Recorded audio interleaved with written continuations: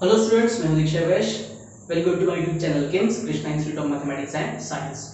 तो हमने स्टार्ट किया था chapter linear equation in two variable. ये इस वीडियो का पार्ट 2 है और अगर आपने इसके पहले का पार्ट नहीं देखा है तो मैंने डिस्क्रिप्शन में लिंक प्रोवाइड किया है, आप वहां जाकर उस लिंक को देख सकते हैं और इसका पार्ट 1 देख सकते हैं। तो स्टार्ट करते हैं part 2। So linear equation in two variable, इसके पहले हम डिस्कस कर चुके हैं general form of linear equation two variable और उसके कुछ एग्जांपल्स। तो चलिए अब हमको डिस्कस करना है सॉल्यूशन।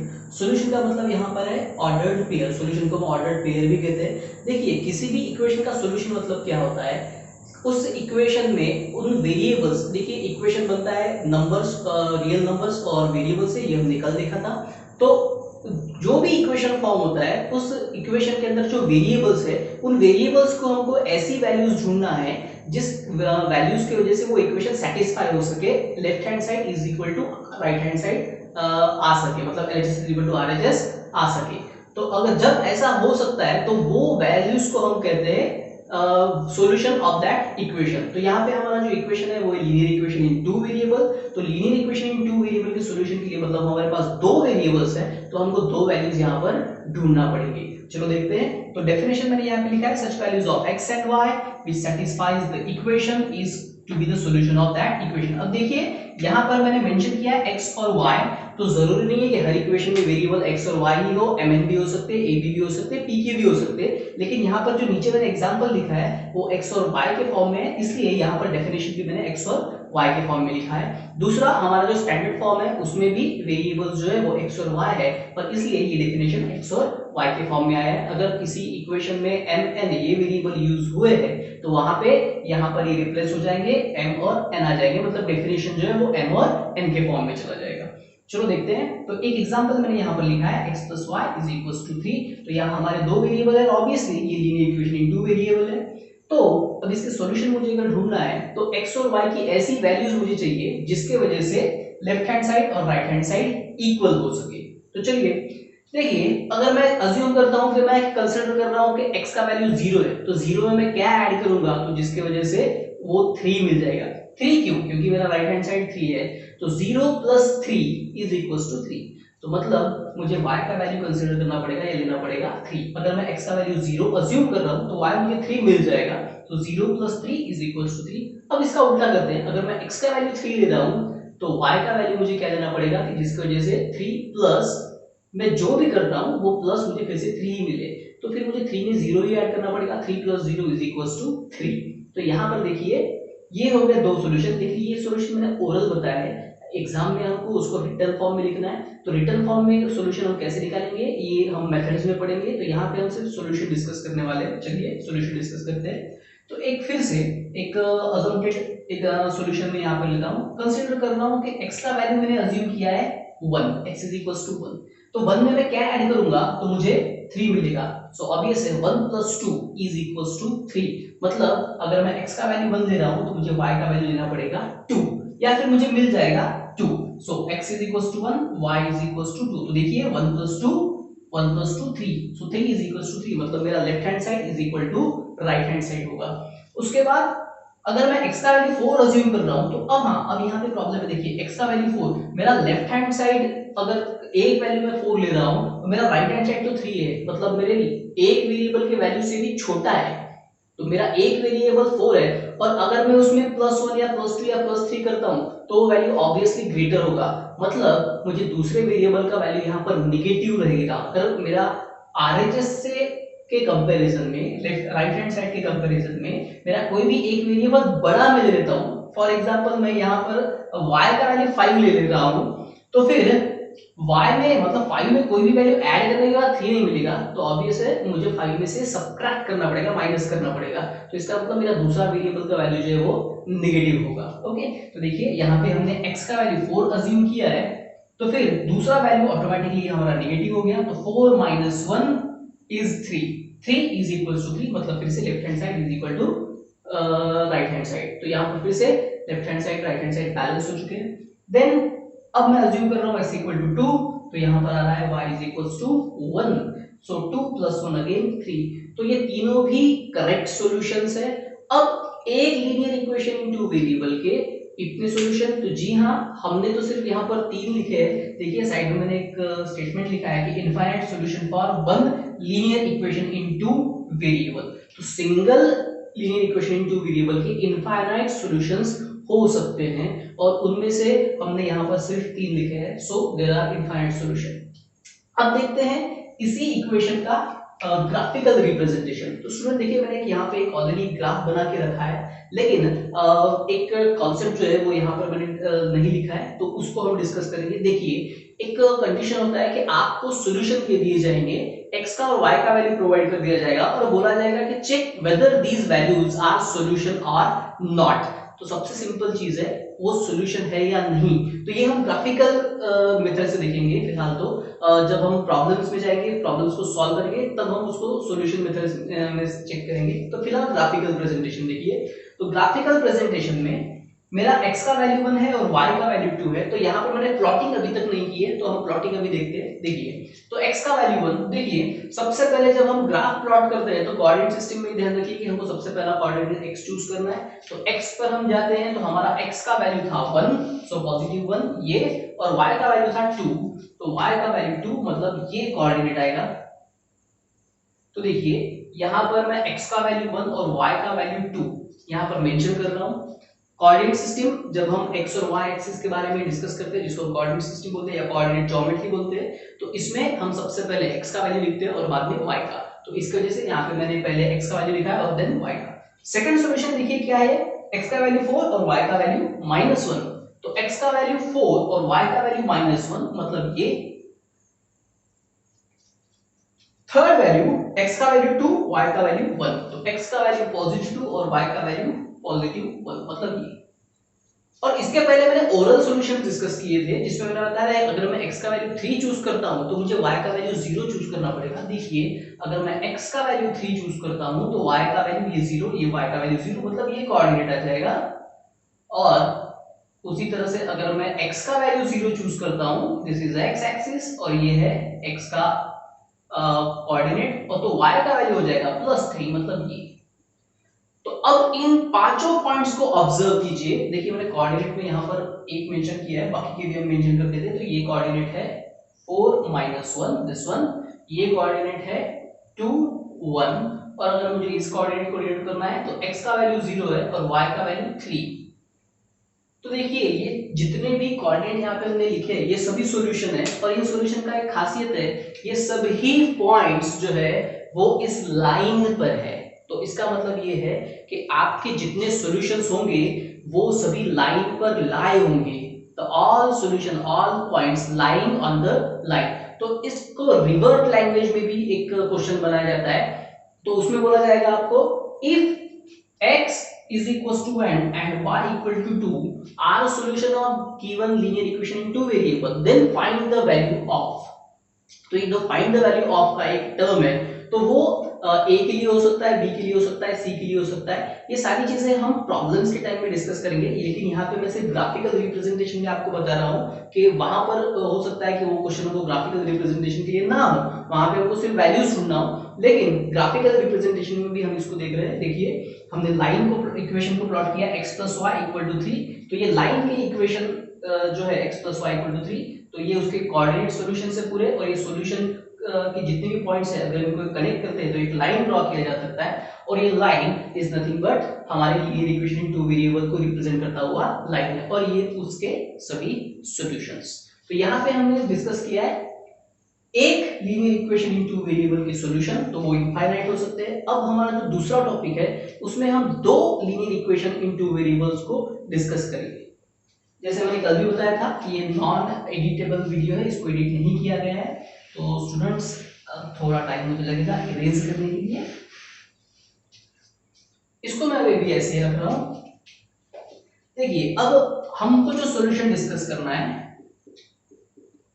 हम एक चीज को डिस्कस कर चुके हैं कि एक इक्वेशन के इनफाइनाइटली मेनी सॉल्यूशंस हो सकते हैं, लेकिन अगर हम साइमल्टेनियस सॉल्यूशन, अभी साइमल्टेनियस सॉल्यूशन मतलब क्या होता है, अगर हम दो linear equation in two variable या तीन linear equation in two variable एक साथ लेते हैं तो उनके सॉल्यूशन कितने होंगे। देखिए हमको फिलहाल हमारे सिलेबस में 2 ही इक्वेशन को डिस्कस करना है, लेकिन आगे जाके आपको 3 लाइन 4 लाइन के सॉल्यूशंस भी डिस्कस करना पड़ सकते हैं। ऑब्वियसली अगर 3 लाइंस है तो वहां पे हमारे वेरिएबल भी 3 होंगे, 4 लाइंस है तो वेरिएबल भी हमारे 4 होंगे। तो जैसे ये इक्वेशंस बढ़ते जाएंगे वैसे हमारे सॉल्यूशन भी का लेवल भी इंक्रीज होता जाएगा। चलो देखिए, तो कोई भी 2 इक्वेशन हम यहाँ पे अज्यूम कर रहे हैं, x + y = 4 और दूसरा इक्वेशन मैंने यहाँ पे लिया है x - y = 3। तो अब ऐसी x और y की वैल्यूज जो इन इक्वेशन को सेटिस्फाई कर, चलो एक काम करते हैं, यहाँ पे थोड़ा वैल्यू क्योंकि यहाँ पे इवन नंबर है तो यहाँ पर भी मैं इवन नंबर लेता हूँ ताकि एग्जांपल, नहीं तो अभी ये भी सॉल्व हो सकता है लेकिन आंसर जो है वो फ्रैक्शन में आएंगे। तो अभी फिलहाल फ्रैक्शन में जाने से अच्छा हम सिंपल सॉल्यूशंस को डिस्कस करते हैं। तो x + y = 4, x - y = 8, ये 2 इक्वेशन मैंने यहाँ पे लिखे हैं। अब मैं इनके इंडिविजुअल सॉल्यूशंस लिख रहा हूँ। साइमल्टेनियस सॉल्यूशन के बारे में अभी भी हम डिस्कस नहीं कर रहे हैं, हम इंडिविजुअल सॉल्यूशन के बारे में डिस्कस कर रहे हैं। साइमल्टेनियस सॉल्यूशन मतलब क्या, चलो देखते हैं। अब x और y की ऐसी वैल्यूज, तो इस साइड में मैं x और इस साइड में मैं y की वैल्यूज लिखूंगा जो इस इक्वेशन को सेटिस्फाई करेंगे। उसी तरह से इस साइड में मैं x और इस साइड में मैं y की वैल्यूज लिखूंगा जो इस इक्वेशन को सेटिस्फाई करेंगे। तो देखिए ऐसे बहुत सारे सॉल्यूशन मिल जाएंगे। 1 + 3 4, 2 + 2 4, 0 + 4 4, देन 5 - 1 5 - 1 अगेन 4। तो ये कुछ 4 सॉल्यूशन मैं यहां पर लिख चुका हूं। तो ये x की वैल्यूज, अगर x की वैल्यूज मैं ये ले रहा हूं तो y की वैल्यूज मुझे ये मिल जाएंगी। तो ये जितने भी वैल्यूज मैंने लिखे हैं ये सभी सॉल्यूशन है x + y = 4 इस इक्वेशन के। अब x - y = 8, ये हमारा सेकंड इक्वेशन है।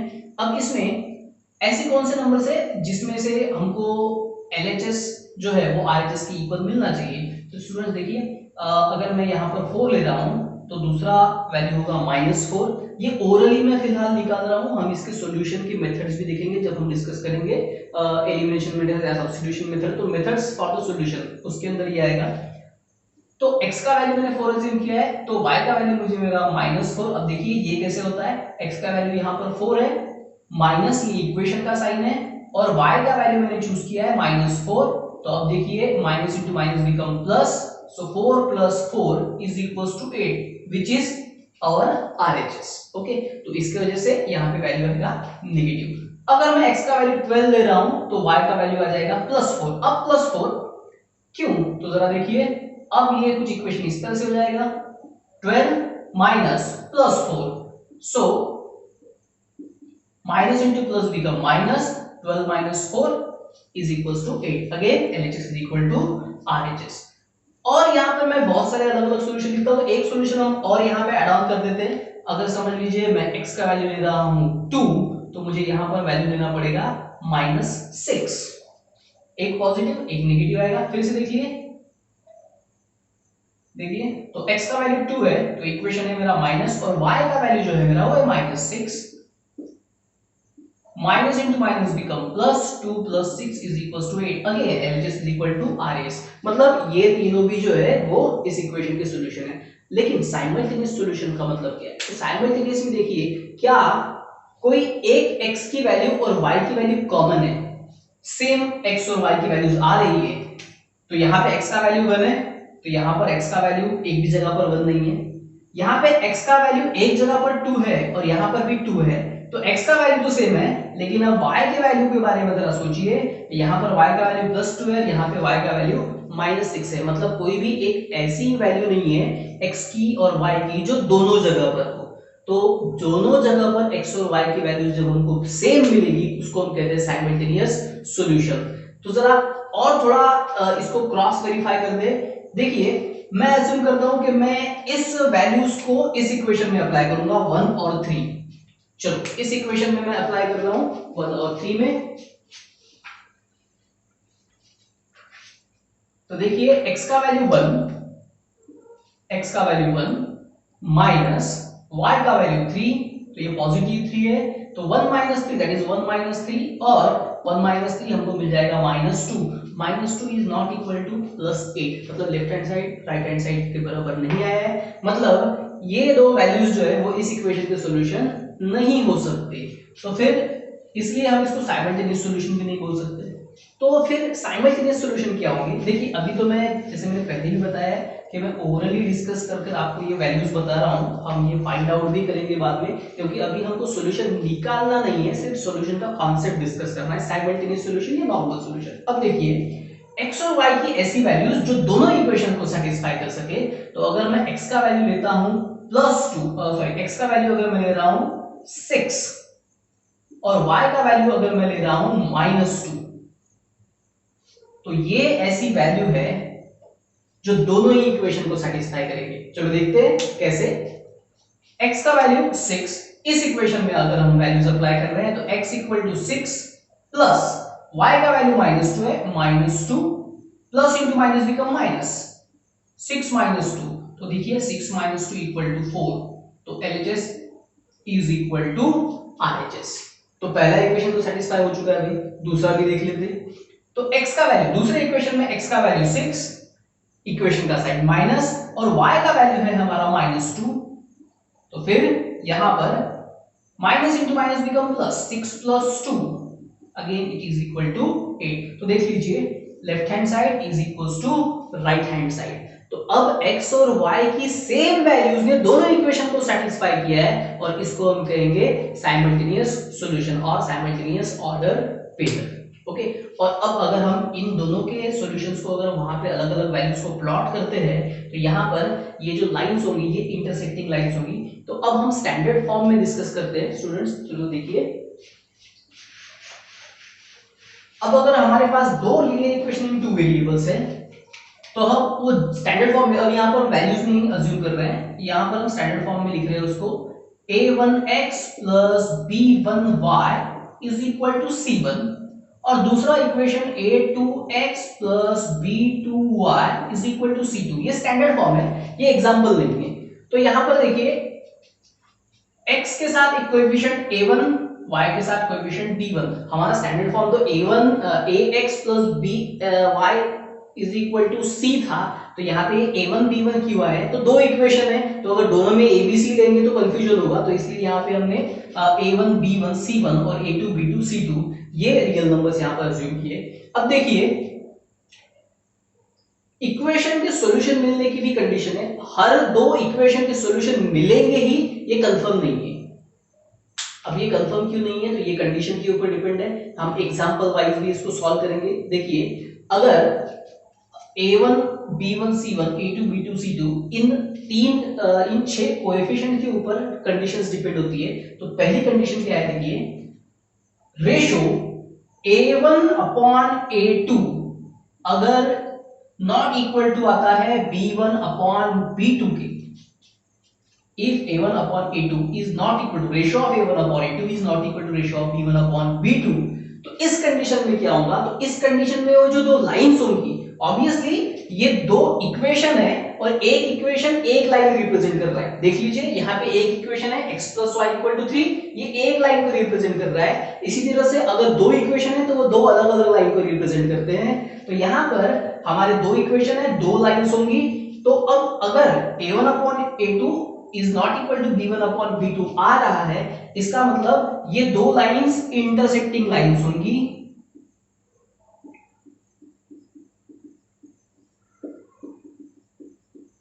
इंटरसेक्टिंग लाइंस मतलब क्या?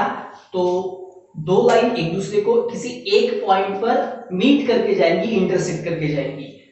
और इस कंडीशन को एमसीक्यू में कुछ इस तरह से भी पूछा जाता है, a1 × b2 not is equals to a2 × b1।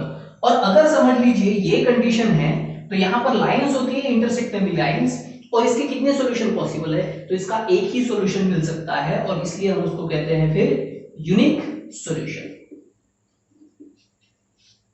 तो सिर्फ एक ही सॉल्यूशन यहां पर हमको मिलेगा अगर लाइन इंटरसेक्टिंग है, और लाइन कब इंटरसेक्टिंग होगी? अगर ये कंडीशन होता है। तो a1/a2 is not equal to b1/b2, then lines are intersecting lines and then we get unique solution। मतलब हमको सिर्फ एक ही सॉल्यूशन मिलेगा, जैसे कि हमने इसके पहले के एग्जांपल में हमको मिला था, वहां पर x का वैल्यू हमने 6 निकाला था और y का वैल्यू -2।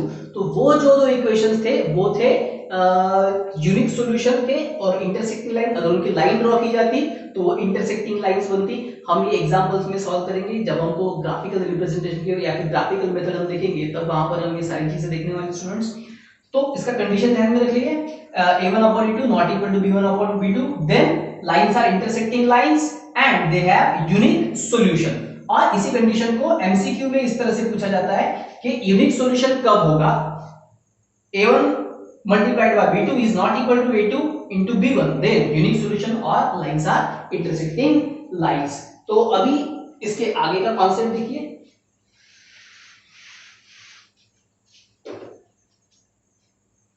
अब अगर a1/a2 is equal to b1/b2, देखिए पहले का कंडीशन ये था कि इक्वल नहीं आ रहा था, अब अगर समझ लीजिए ये इक्वल है तो इसके बाद तीसरा भी रेशियो हमको कंपेयर करना है और वो रेशियो है ये c1/c2। अब अगर इस तरह से होता है a1/a2 ये रेशियो और b1/b2 ये रेशियो, ये दो तो इक्वल है लेकिन तीसरा रेशियो इसके साथ इक्वल नहीं है, तो ऐसे कंडीशन में सॉल्यूशन क्या होगा। तो इस कंडीशन में जो सॉल्यूशन हमको मिलने वाला है, या फिर इस सबसे पहले सॉल्यूशन की बजाय हम डिस्कस करते हैं कि इसमें ये लाइन किस तरह से होंगी। तो यहां पर ये लाइंस होंगी पैरेलल लाइंस,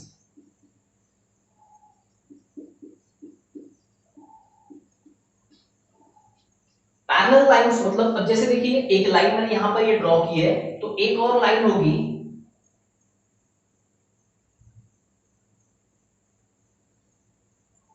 ठीक है, देखिए ये लाइन पास हो रहा है, लेकिन ये दो लाइंस कभी भी एक दूसरे को इंटरसेक्ट नहीं करेंगी, मिलेंगी नहीं।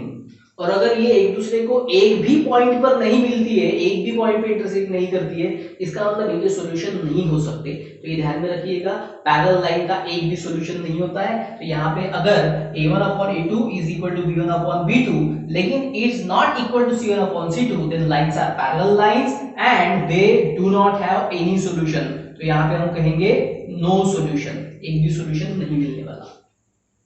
तो कंडीशन, ये सेकंड कंडीशन है, a1/a2 is equal to b1/b2 but not equal to c1/c2, then lines are parallel lines, जैसे मैंने यहाँ पे रिप्रेजेंट करके बताया है, और यहाँ पर एक भी सॉल्यूशन हमको नहीं मिलेगा, मतलब they have no solution। और तीसरा कंडीशन जो है, तीसरा कंडीशन अब ऑब्वियसली देखिए पहले इसमें ये पहले दो रेशियो इक्वल नहीं थे, दूसरे कंडीशन में पहले दो रेशियो इक्वल है लेकिन उसके बाद का तीसरा रेशियो इक्वल नहीं है, तो ऑब्वियस है थर्ड कंडीशन एक ही बचता है हमारा, अब इसमें तीनों ही रेशियो इक्वल्स होंगे, a1/a2 is equal to b1/b2 is equal to c1/c2।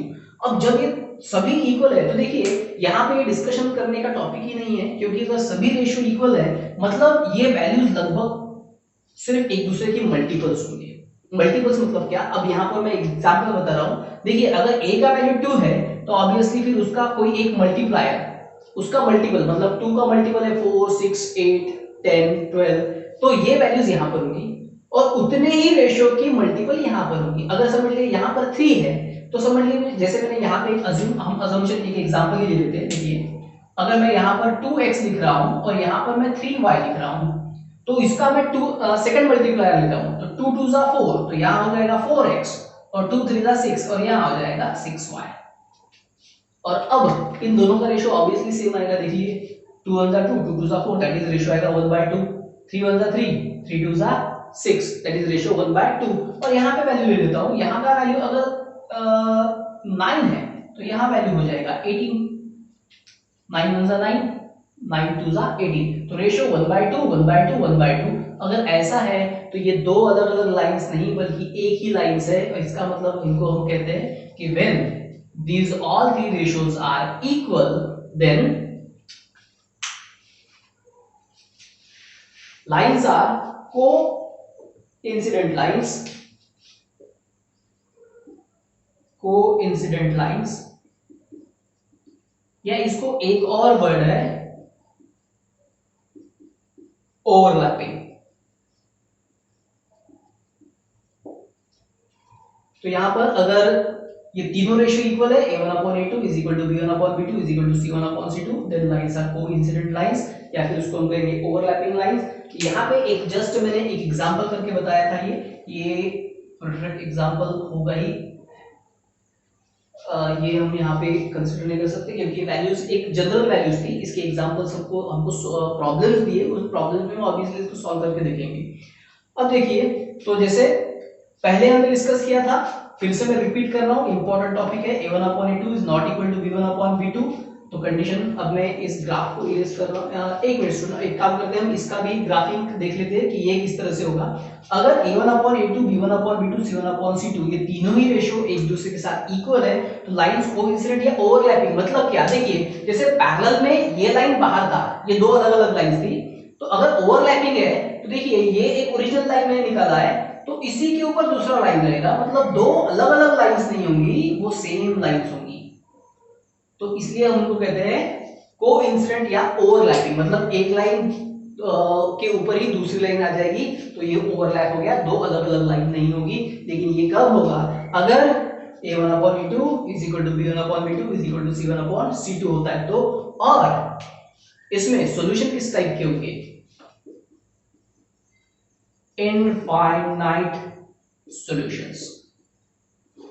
Infinite क्यों, जब दो लाइन अलग अलग है ही नहीं, वो एक ही लाइन है, तो एक लाइन के इनफाइनाइट सॉल्यूशन होते हैं, ये हमने सबसे स्टार्टिंग में देखा था, one linear equation in two variable has infinite solution. तो वही कॉन्सेप्ट यहां पर है, दो लाइंस की इक्वेशन को जरूर दिए हैं, लेकिन वो दो अलग अलग लाइन नहीं है, वो दो एक ही लाइन है, तो अगर एक ही लाइन है तो एक linear equation in two variable के इनफाइनाइट सॉल्यूशंस है, और इस वजह से यहां पर हमारी दो अलग अलग लाइंस रहने के बावजूद, मतलब दो अलग अलग इक्वेशन देने के बावजूद हमको इनफाइनाइट सॉल्यूशन मिलेंगे। और अगर सॉल्यूशन इनफाइनाइट मिलते हैं तो ऐसी कंडीशन में वो लाइंस कोइंसिडेंट लाइंस होती है या फिर वो ओवरलैपिंग लाइंस होती है। तो यहाँ पर मैंने इन तीन कंडीशंस को बताया। अब यहाँ पे मैं तीन कंडीशन को एक साथ लिख रहा हूँ, ये कंडीशंस को ध्यान रखिएगा स्टूडेंट्स। देखिए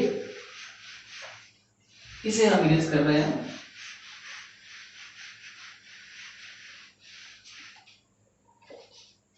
तो देखिए पहला condition a1/a2 is not equal to b1/b2।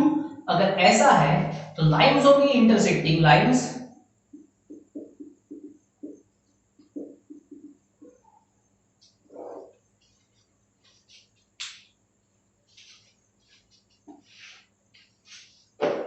और सॉल्यूशन का टाइप होगा यूनिक सॉल्यूशन।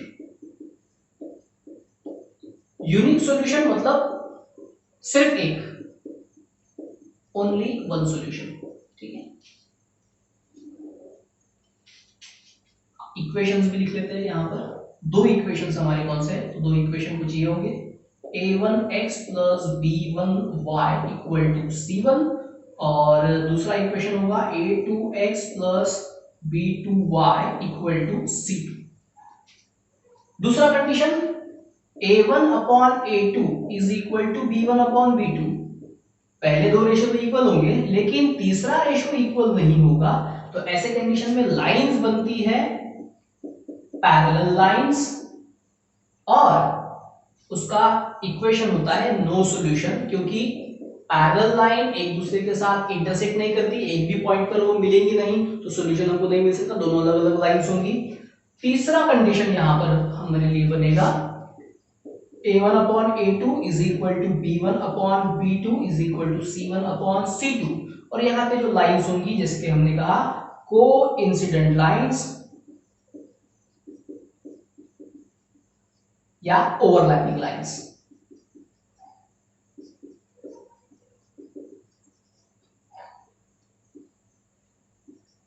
ओवरलैपिंग लाइंस, और इनके तो बहुत सारे सॉल्यूशन मिलने वाले हैं, इनफाइनाइट सॉल्यूशंस। क्यों, क्योंकि दो अलग अलग लाइंस नहीं है, एक ही लाइंस है, और अगर एक ही लाइन है तो हमने आज स्टार्ट में ही देखा था कि एक लाइन के या एक इक्वेशन के इनफाइनाइट मेनी सॉल्यूशंस हो सकते हैं। तो ये टेबल इंपॉर्टेंट है, इसके ऊपर एमसीक्यू क्वेश्चन या फिर 1 मार्क क्वेश्चन जरूर आ सकता है, तो आप ध्यान रख लीजिएगा। ये दो इक्वेशन और ये स्टैंडर्ड फॉर्म में हमने लिखे हैं, और उसके बेस पे ये तीन कंडीशंस यहाँ पर फॉर्म होती है। अब यहाँ पर हम नेक्स्ट टॉपिक हमारा जो है वो है टाइप्स ऑफ इक्वेशन।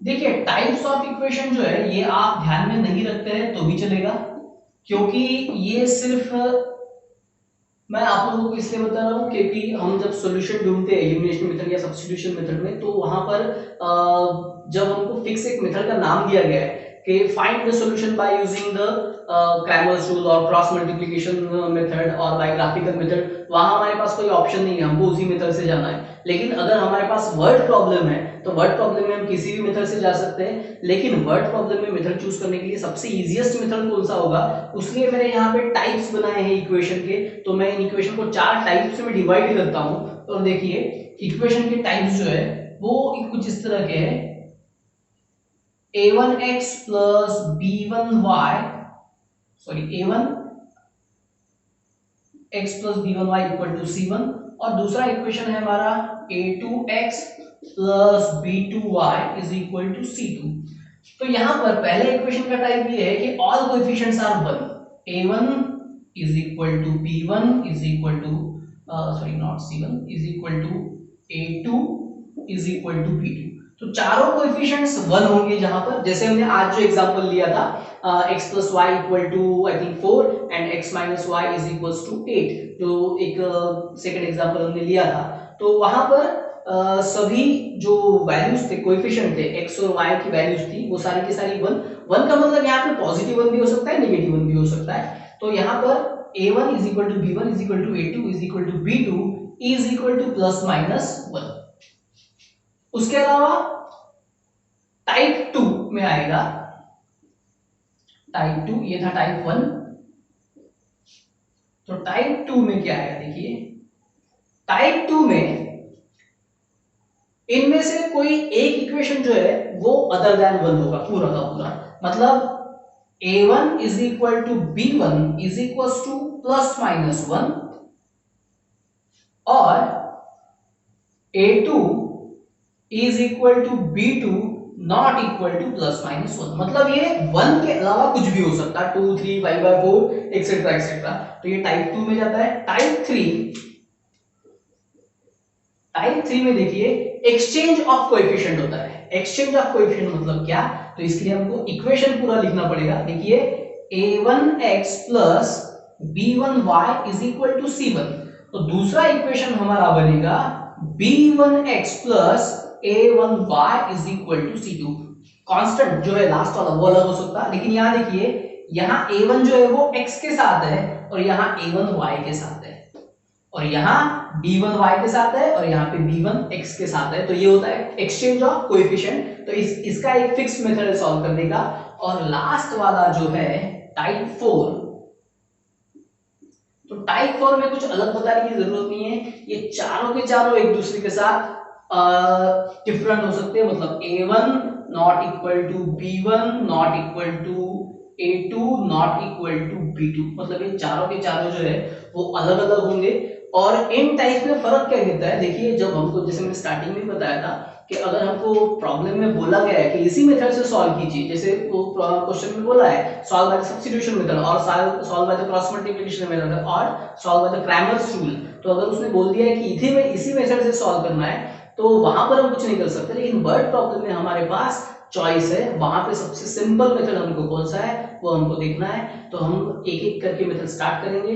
तो यहाँ पर ये वीडियो जो है मैं क्लोज कर रहा हूँ। अगर आपको वीडियो पसंद आया है तो उसको लाइक कीजिए, चैनल को सब्सक्राइब कीजिए, शेयर कीजिए, और नेक्स्ट वीडियो में आपको जो मिलेगा वहां पर हम स्टार्ट करने वाले हैं सब्स्टिट्यूशन मेथड। तो यहाँ पर हम इस टॉपिक को क्लोज करते हैं। Thank you.